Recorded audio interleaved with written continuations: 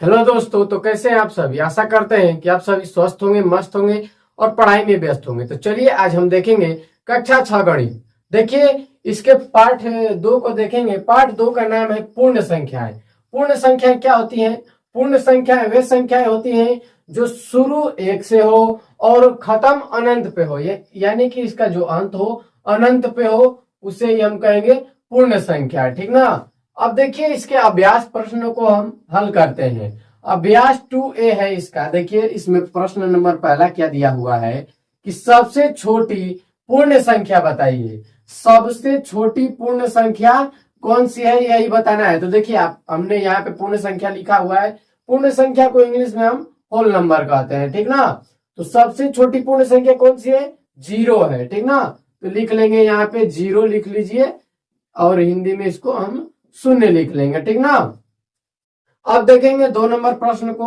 प्रश्न नंबर 2 क्या दिया हुआ है कि संख्या रेखा पर निम्नांकित पूर्ण संख्याओं को प्रदर्शित कीजिए। देखिए, जो पूर्ण संख्याएं हैं इनको संख्या रेखा पर हमें प्रदर्शित करना है। तो चलिए, सबसे पहले हम एक संख्या रेखा बना लेते हैं, उसके बाद हम इसको उस पर प्रदर्शित करेंगे। तो देखिए, सबसे पहले हम बिंदु बना लेते हैं। छोटो बिंदु बनाएंगे। 1 2 3 4 5 6।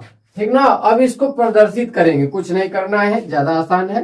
देखिए, 0 को लिखेंगे 0, फिर 1 है 1 लिख दिए, 2 है 2, 3 है 3, 4 है 4 और 5 है 5। ये संख्या रेखा पर हमने इसको प्रदर्शित कर दिया। देखिए, 3 नंबर सवाल क्या दिया हुआ है कि 3 क्रमागत पूर्ण संख्याओं में पहली और तीसरी का योगफल जो है 28 है।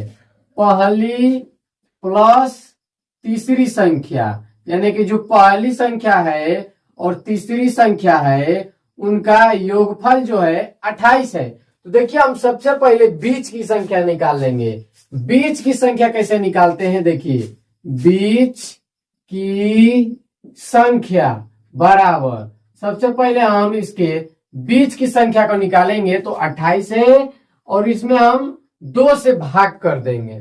जब 2 से भाग करेंगे तो इन तीनों संख्या यानी पहली, दूसरी और तीसरी के बीच की संख्या निकलेगी।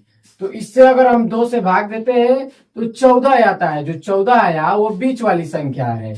जब हमें बीच वाली संख्या पता चल गई तो पूर्ण संख्याएं जो होती हैं क्रम से होती हैं। ठीक ना।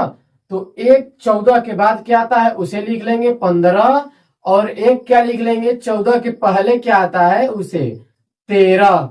यही तीनों क्रमागत पूर्ण संख्याएं हैं। अगर आप अब सवाल को जांच करना है कि सही है कि गलत, तो देखिए क्या है, 3 क्रमागत पूर्ण संख्याओं में पहली और तीसरी का योगफल 28 है। यानी पहली और तीसरी संख्या को अगर हम जोड़ेंगे तो 28 आएगा। ये उत्तर का जांच अगर करना है तो आप कर सकते हैं। उत्तर जांच कैसे कर सकते हैं? तो सवाल के अनुसार पहली और तीसरी का योगफल करिए। तो पहली संख्या है 13 और तीसरी संख्या है 15, जोड़ दीजिए 5 3 8 1 1 2, 28 हो गया। यानी कि देखिए 28 योगफल है, पहली और तीसरी का योगफल 28 है। यानी कि उत्तर हमारा सही है। ये जो उत्तर आया है हमारा सही है। हमने जांच भी कर लिया। आप इस प्रकार से जांच भी कर सकते हैं। आगे देखते हैं 4 नंबर प्रश्न को।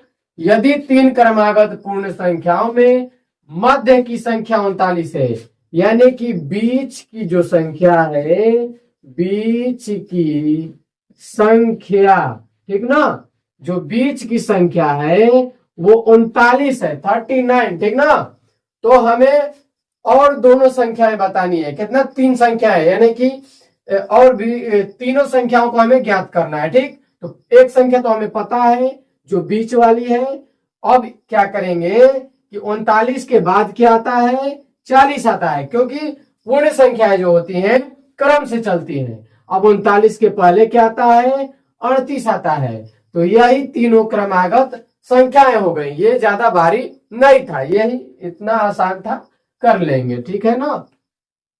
5 नंबर प्रश्न को देखते हैं। दिया हुआ है प्राकृतिक संख्याओं के समूह में किस संख्या को सम्मिलित कर लेने पर वह पूर्ण संख्याओं का समूह बन जाता है। सम्मिलित का अर्थ होता है कि मिला लेने पर। ठीक ना।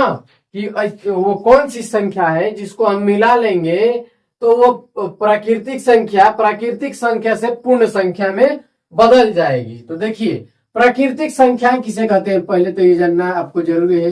प्राकृतिक संख्या, ठीक ना। प्राकृतिक संख्या क्या होती है, वे शुरू होती है 1 2 3 4 और खत्म होता है अनंत पे।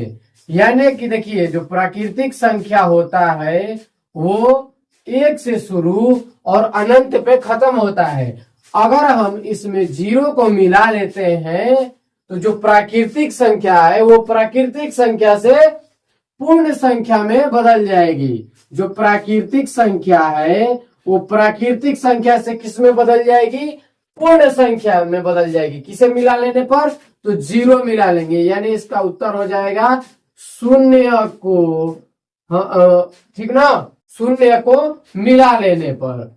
0 को मिला लेने पर प्राकृतिक संख्याएं